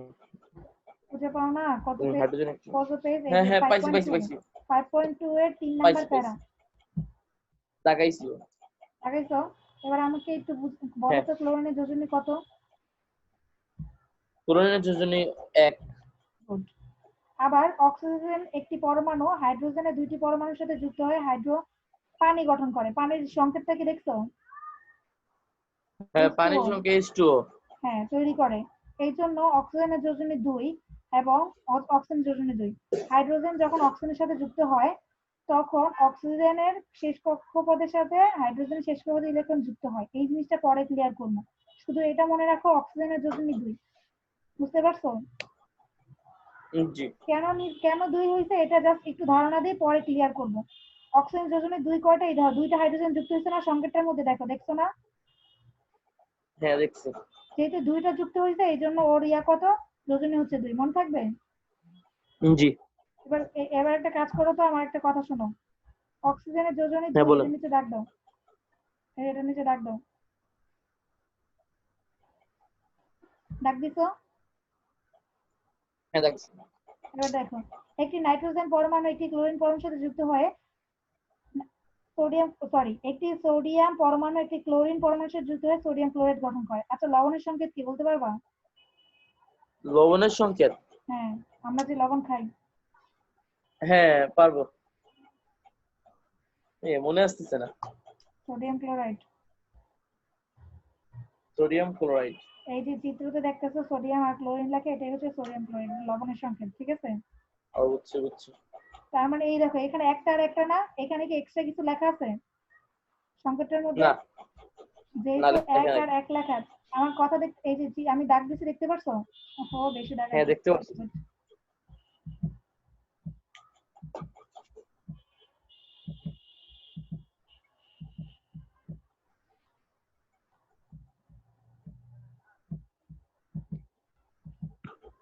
ক্লিয়ার হচ্ছে না কেন? ম্যাম, ইজাত দিয়ে মুছে ফেলেন। মুছতেছি, দাঁড়াও। এরেজার। আর না মুছলে হবে, সমস্যা। মুছা তো লাগবে।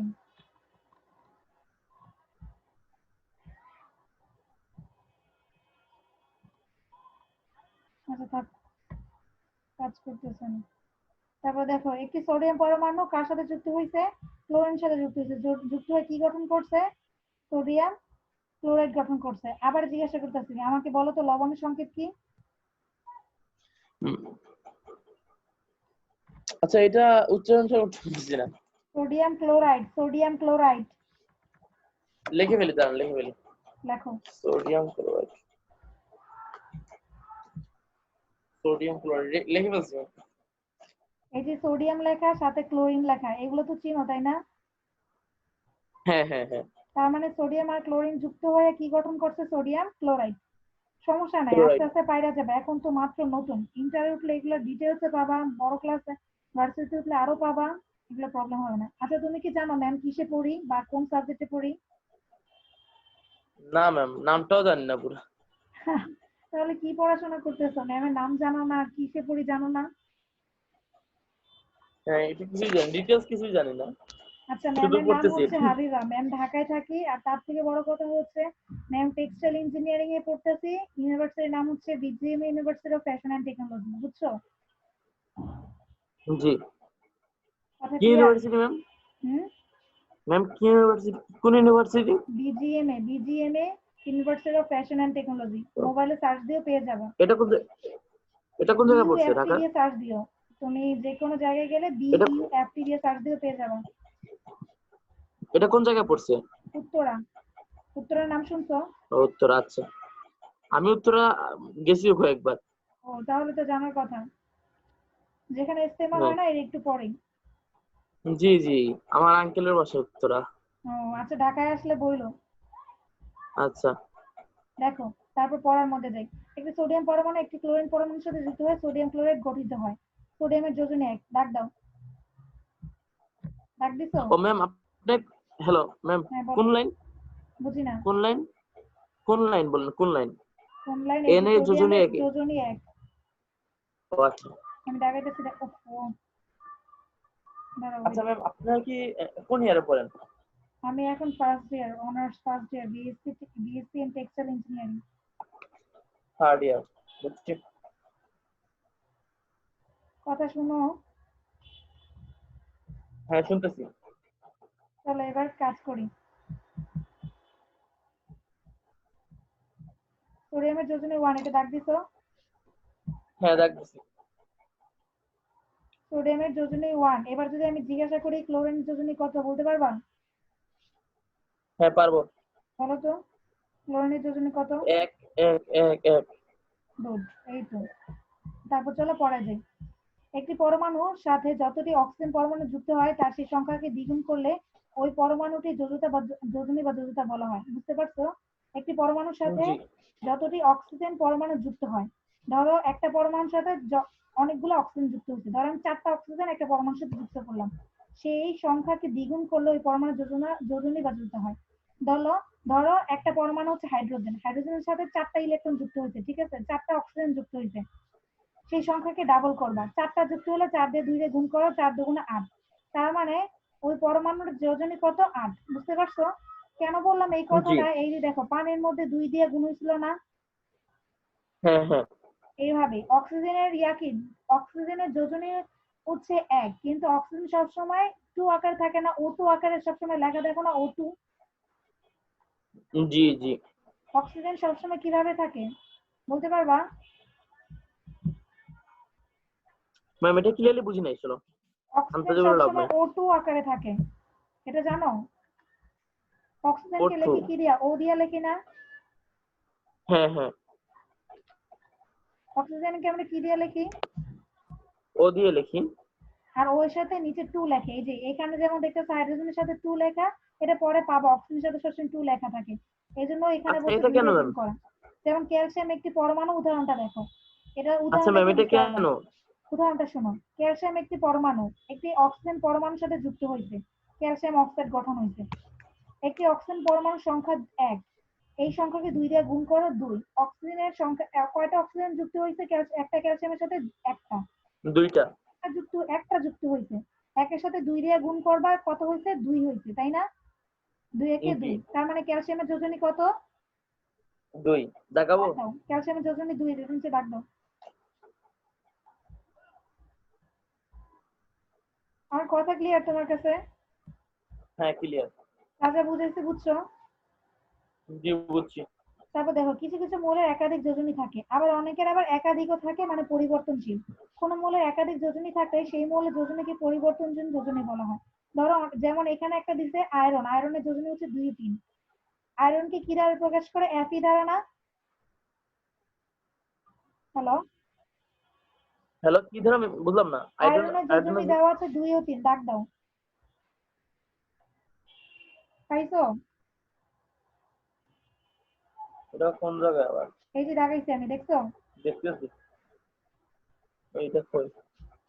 এটা কি পাইছো? অপর পৃষ্ঠা নাকি?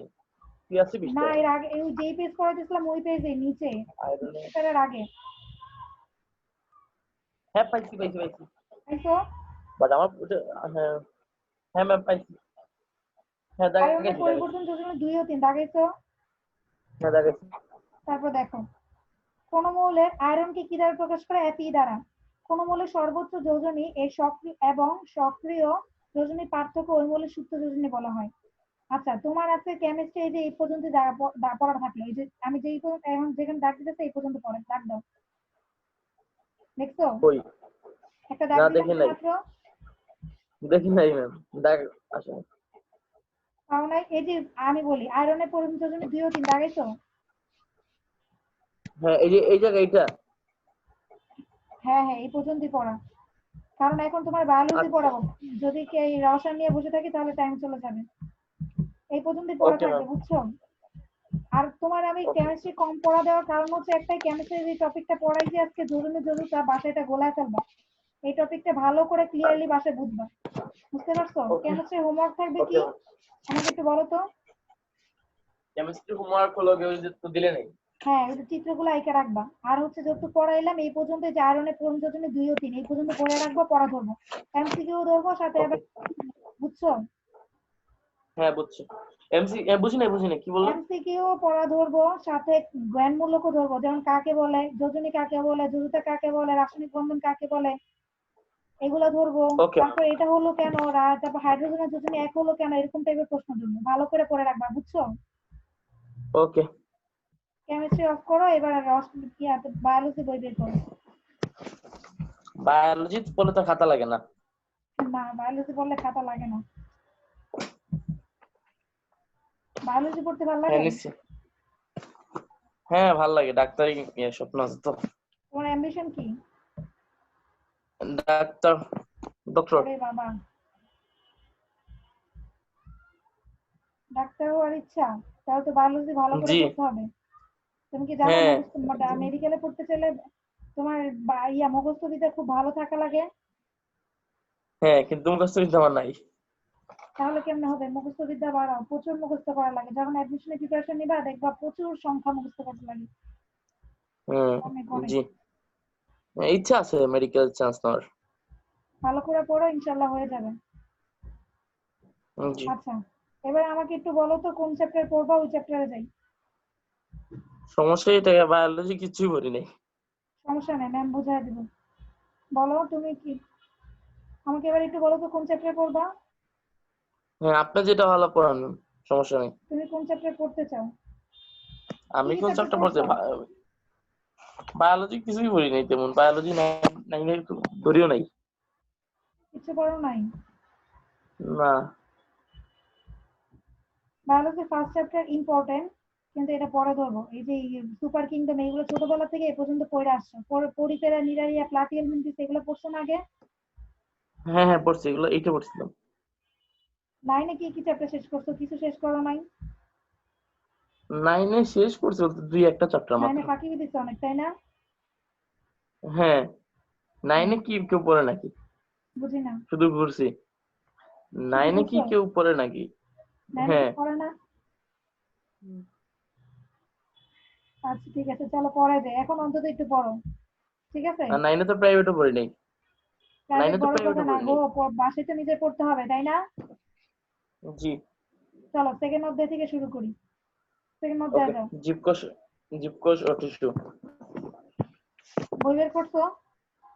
হ্যাঁ বই আমার সামনেই। এই তো গুড, চলো আমরা পড়া শুরু করি। সেটা না হ্যাঁ। বুঝবো ম্যামকে কোশ্চেন করবা, পড়া শুরু করতেছি, চ্যাপ্টারটা ইম্পর্টেন্ট, ঠিক আছে? আচ্ছা আচ্ছা। দেখো, আগের শ্রেণীতে তোমরা জেনেছো যে জীবকোষ হচ্ছে জীবদের একক। দেখাও, জীবকোষ জীবদের একক, এই লাইনটা বলছিলাম না একটু আগে? হ্যাঁ হ্যাঁ দেখাও। হ্যাঁ আন্ডারলাইন করছি ম্যাম, লাগাইছি। দেখাইছো? এবার আমি যদি কোশ্চেন করে বলতে পারবা হ্যাঁ পারবো। জীবদের একক কি? জীবদের একক হচ্ছে কোষ। জীবকোষ। দেখো, এই জীবকোষ কি, কোন কোন বিজ্ঞানী জীবকোষকে জীবদের গঠন এবং জীবজ ক্রিয়াকলাপের একক হিসেবে বর্ণনা করেছেন। মানে কোষ হচ্ছে দেহের একক, এটা বলছে। বিজ্ঞানী লোই এবং সিকিবি 1969 সালে বৈষম্যবেদ্য পর্দা দিয়ে আবৃত এবং জীব কার্যগুলোর একক যা অন্য কোনো সজ্জির মাধ্যম ছাড়া নিজের প্রতিরূপ সৃষ্টি করতে পারে তাকে কোষ বলেছে। কোষের সংজ্ঞাটা দেখো, কোষের সংজ্ঞাটা কি? বৈষম্যবেদ্য, এই যে বৈষম্যবেদ্য থেকে দেখো, পাইতো?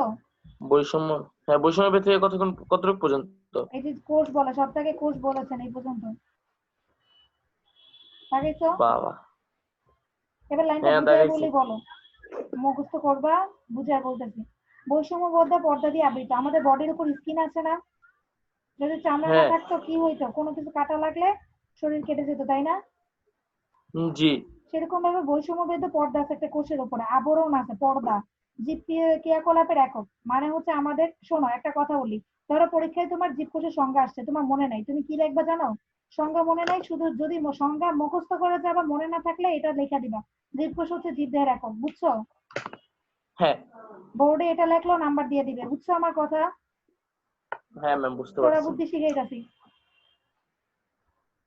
জীবজ ক্রিয়াকলাপের একক যা অন্য কোনো সজীব মাধ্যম ছাড়াই নিজের প্রতিরূপ সৃষ্টি করতে পারে। একটা কোষ থেকে অন্য কোষ সৃষ্টি হতে পারে, ওর কারো হেল্পের প্রয়োজন হয় না। এই জন্য বলছে যে অন্য কোনো সজীব মাধ্যম ছাড়াই নিজের প্রতিরূপ তৈরি করতে ম্যাম পারে ম্যাম এমন সত্তাকে কোষ বলেছেন, বুঝছো? Hello hello. হ্যাঁ, কথা বুঝছো? হ্যাঁ এভাবে ডিরেক্ট বলে দেবো জীবকোষকে মানে মানে ধরো জীবদের একটা পর্দা এককে দিয়ে জীবকে। আবৃত আর হচ্ছে কোনো কারো সাহায্য ছাড়া নিজে চলতে পারে।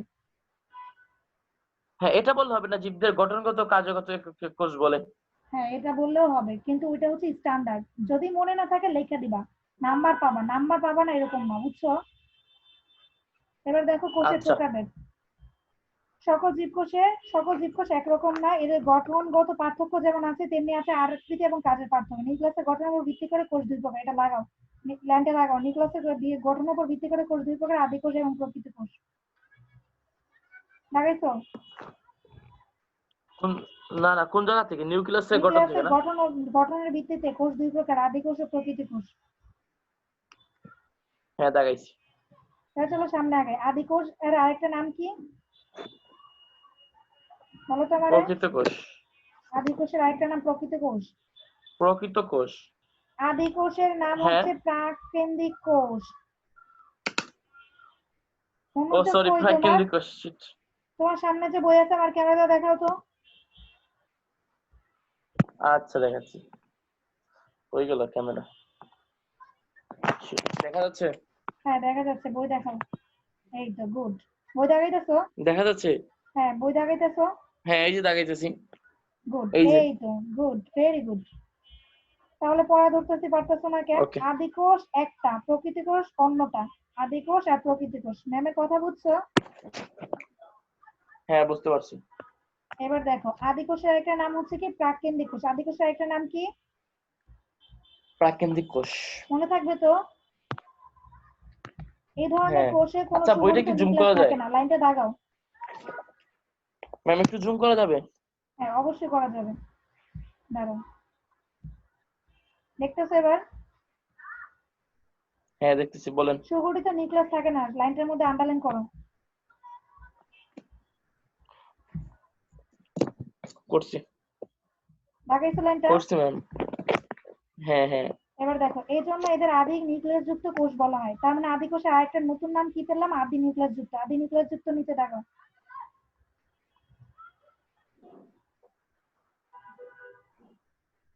এই যে ম্যাম দাগাইছে, দেখছো?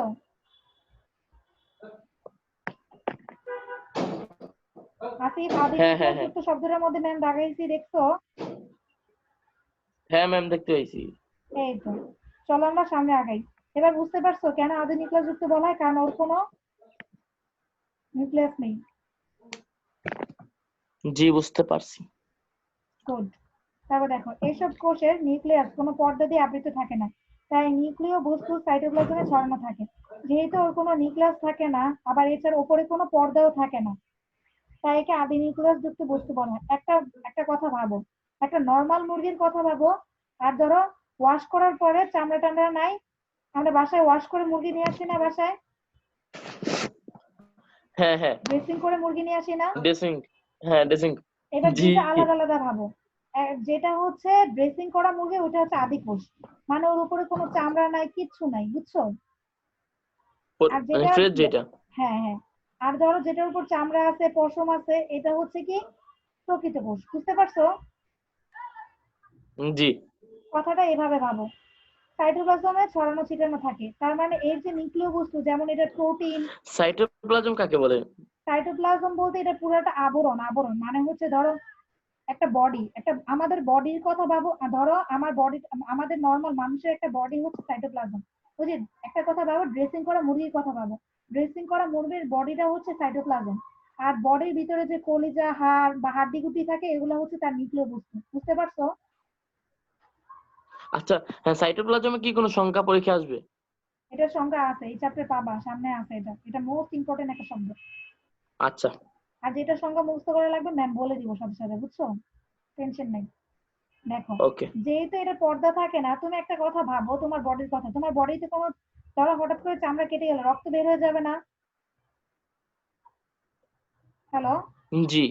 এটাই বলছে। ধরো কোনো জি পর্দা ম্যাম, নাই, জি জি। তাহলে নিউক্লিয় বস্তু সাইটোপ্লাজমে ছড়ানো থাকে, মানে রক্ত বের হয়ে যাবে, এটাই বলছে। বুঝতে পারছো কথাটা এবার? এইসব করছে। উম, এবার তোমার জি। কোশ্চেনটা আসতে পারে, ম্যাম তাহলে নিউক্লিয় বস্তু কোনগুলো, তাই না? জি। নিউক্লিয় বস্তু হচ্ছে এই যে এইগুলা: মাইটোকন্ড্রিয়া, প্লাস্টিড, এন্ডোপ্লাজম, রেটিকুলাম। ধরো ওই যে মুরগির বডিতে যে হাড্ডি গুড্ডি, তারপর কলিজার কথা বললাম, এগুলো হচ্ছে সব এগুলা মাইটোকন্ড্রিয়া, প্লাস্টিড। এগুলো হচ্ছে বাঁচার জন্য দরকার। Mitochondria, plastid, endoplasm, reticulum. বুঝতে পারছো ম্যামের কথা? হ্যাঁ ম্যাম, বুঝতে পারছি। অঙ্গাণু থাকে না, তবে রাইজোম থাকে। এই যে একটা মোস্ট ইম্পর্টেন্ট শব্দ, রাইবোসোমের মধ্যে গোল দাগ দাও। রাইবোসোম শব্দটার মধ্যে গোল দাগ দাও। দিছি। রাইবোসোম কাকে বলে? রাইবোজোম কাকে বলে এটা আসবে না, এখান থেকে এটা আসবে যে আদি কোষের মধ্যে কোনটি বিদ্যমান বা কোনটি থাকে। দেখো কিচ্ছু থাকে না, শুধু ওর বডিতে রাইবোজোম রাইবোজোম থাকে। বিদ্যমান। ওর বডিতে মাইটোকন্ড্রিয়া, প্লাস্টিক এইসব নামের কোনো হাবিজাবি থাকে না, শুধু থাকে কি ধরনের হাবিজাবি, রাইবোজোম। বুঝতে পারছো? জি। আসিফ ম্যামের কথা ক্লিয়ার বোঝা যায়? হ্যাঁ, বোঝা যায়, বোঝা যায়। গুড। আচ্ছা, চলো এবার আমরা পড়া শুরু করি। ক্রোমোজোমে কেবল ডিএনএ থাকে। ক্রোমোজোমে কেবল কি থাকে? ডিএনএ থাকে। আদি কোষের ডিএনএ থাকে। ক্রোমোজোমের মধ্যে কেবল ডিএনএ থাকে। সব লাইনটা দেখাও। এই লাইনটা কোন জায়গায়? সাথেই তো, ক্রোমোজোমে কেবল ডিএনএ থাকে, পাইছো? ও, পাইছি। এই যে ম্যাম দাগাইতেছে, দেখো। হ্যাঁ, আমি দাগাইছি। উফ, এই মাউস মাউস দিয়ে কাজ করাটা খুবই ঝামেলা। আচ্ছা, দাগাইছো এবার? হ্যাঁ, এই লাইনটা না? এটা না, এটা নিচে। আচ্ছা চলো ও, এবার বুঝছি। পড়াই যাই। ক্লিন করো। আচ্ছা, করতেছি। আরে ক্লিন হয় না কেন? হয়েছে। হ্যাঁ, ক্রোমোজোমে কেবল কি থাকে এবার আমাকে বলো তো, আদি কোষের ক্রোমোজোমে কি থাকে? ডিএনএ থাকে। ডিএনএ ফুল মিনিং মনে আছে? হ্যাঁ, ডিএনএ ফুল মিনিংটা পড়ছিলাম। হ্যাঁ, এই মুহূর্তে মনে আসছে না। Deoxyribo nucleic acid. কি কি? ডিঅক্সিরাইবো নিউক্লিক অ্যাসিড, সামনে পাবা, লেখা দরকার নেই। আচ্ছা। চলো এবার সামনে আগে।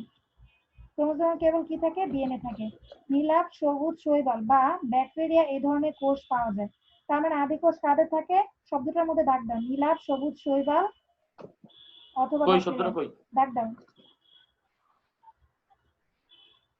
আরে, পাইছি পাইছি। এই যে ম্যাম দাগাইছে, দেখছো? হ্যাঁ। দাগাইছো? হ্যাঁ, দাগাইছি। ব্যাকটেরিয়ার মধ্যে দাগ দিয়েছো, এই যে নিচে ব্যাকটেরিয়া। জি জি। গুড। এই যে নেক্সট দিন যখন পড়া ধরবো এগুলো জিজ্ঞাসা করবো। তারপর দেখো প্রকৃত হ্যাঁ কোষ বা শুক্রেন্দ্রিক কোষ। এইসব কোষে নিউক্লিয়াস সুগঠিত, হ্যাঁ। অর্থাৎ নিউক্লিয়াস ঝিল্লি দিয়ে নিউক্লিয় বস্তু পরিবেষ্টিত ও সুগঠিত। এইসব কোষের মানে হচ্ছে প্রকৃত কোষের মধ্যে নিউক্লিয়াস সুগঠিত ও নিউক্লিয়াসটা একদম পরিপূর্ণভাবে গঠিত। এসব কোষে রাইবোজোম সহ সকল অঙ্গাণু উপস্থিত থাকে, মানে রাইবোজোমও আছে, সাথে অন্যান্য ওই যে মাইটোকন্ড্রিয়া, প্লাস্টিড সবকিছু থাকে। ক্রোমোজোমে জি ডিএনএ, প্রোটিন, হিস্টোন এবং অন্যান্য বস্তু থাকে। অধিকাংশ জীবকোষ এই ধরনের, তার মানে বেশিরভাগ জীবকোষ হচ্ছে প্রকৃত কোষ। মানব দেহের জীবকোষ হচ্ছে কি কোষ? প্রকৃত কোষ। মনে থাকবে, মনে রাখবা। জি। শুধুমাত্র উদাহরণের মধ্যে পড়ছে নীলাভ, সবুজ শৈবাল আর হচ্ছে ব্যাকটেরিয়া, এগুলো হচ্ছে আদি কোষ। এগুলো কি? আদি কোষ। এই তো। এবার কাজের উপর ভিত্তি করে প্রকৃত কোষ কয় প্রকার? দুই দুই প্রকার, প্রকার। দেহকোষ আর হচ্ছে জনন কোষ। দেহকোষ হচ্ছে আমাদের নর্মাল বডির যে দেহকোষ, আর জনন কোষ হচ্ছে নর্মালি প্রেগনেন্সির জন্য অথবা বাচ্চা মানে বা ছেলে সন্তান হওয়ার জন্য যেটা দরকার সেটা হচ্ছে জনন কোষ। মনে থাকবে। জি, এবার মনে দেখো থাকবে। দেহকোষ। বহুকোষী জীবের দেহ গঠনে এইসব কোষ অংশগ্রহণ করে। বহুকোষী জীবের, আমাদের বহুকোষী। দেহটা কি বহুকোষী না? বহুকোষী কি? অনেকগুলা কোষ মিলে বহুকোষী। মানব দেহে কি একটা কোষ থাকে? না, অসংখ্য, লক্ষ লক্ষ, কোটি কোটি। এটাই হচ্ছে কি দেহকোষ। দেহকোষের কথা বলছে, এই জন্যই বহুকোষী। বহুকোষী জীবের দেহ গঠনে এসব কোষ অংশগ্রহণ করে। মাইটোসিস পদ্ধতিতে বিভাজনের মাধ্যমে দেহকোষ বিভাজিত হয়। তার মানে দেহকোষ বিভাজনের জন্য কোন বিভাজন পদ্ধতি দরকার? মাইটোসিস। বিভাজন পদ্ধতির নামটা দাগাও, গোল দাগ দাও। মাইটোসিসের নিচে দাগ দাও। মাইটোসিস, হ্যাঁ দাগ দিছি। দিছো? এই যে আমি দাগেছি, দেখছো? হ্যাঁ হ্যাঁ হ্যাঁ। মাইটোসিস পদ্ধতিতে বিভাজনের মাধ্যমে দেহকোষ বিভাজিত হয় এবং এভাবে দেহের বৃদ্ধি ঘটে। বিভিন্ন তন্ত্র মাইটোসিসটা এবং গোল দাগ অঙ্গতন্ত্র দিছি। গঠনে কি বলো? মাইটোসিসটা গোল দাগ দিছি। হ্যাঁ। পরীক্ষায় এবার প্রশ্ন আসবে, দেহকোষে কোন ধরনের বিভাজন হয়? কোন ধরনের বিভাজন বলো তো?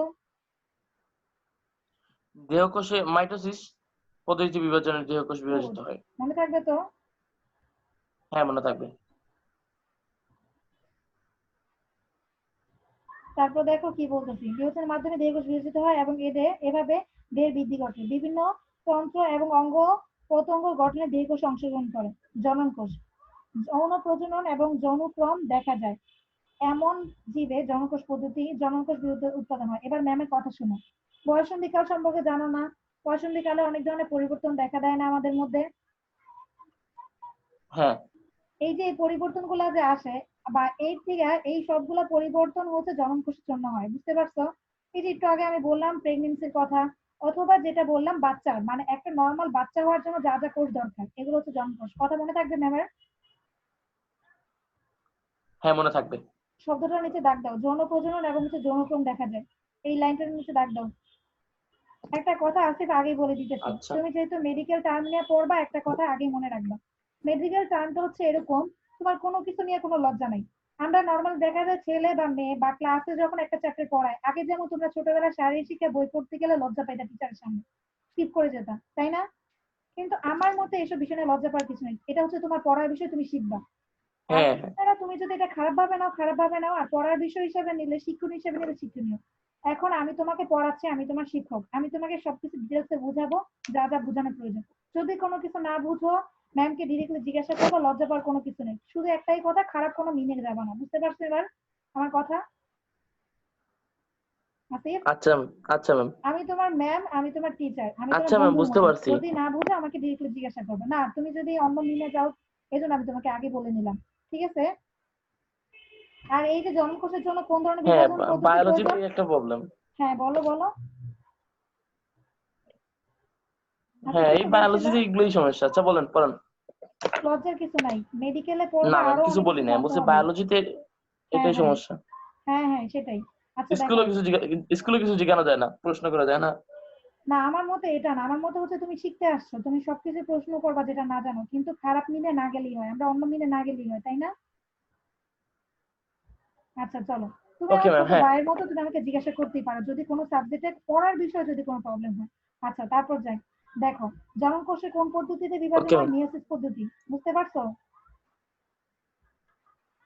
দেহকোষে কোন হ্যাঁ বিভাজন হয়েছিল বলছিলাম? মাইটোসিস। আচ্ছা। আর হ্যাঁ বলো হ্যাঁ বলো। মাইটোসিস কাকে বলে? মাইটোসিস, হ্যাঁ ম্যাম মাইটোসিস, মাইটোসিস কাকে বলে? একটা জিনিস এখন মনে রাখো, এটা সামনে পাবে, একটু পরে আমি তোমার পড়াবো দেখে বুঝাচ্ছিলাম না।